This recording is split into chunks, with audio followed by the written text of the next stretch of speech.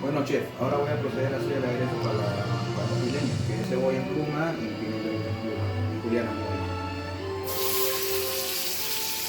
Voy a dejarlo que se cocine ahí y de ahí voy a proceder a echarlo en más pasta de tomate, aceitunas, alcaparras, y pescado, los langostinos y listo.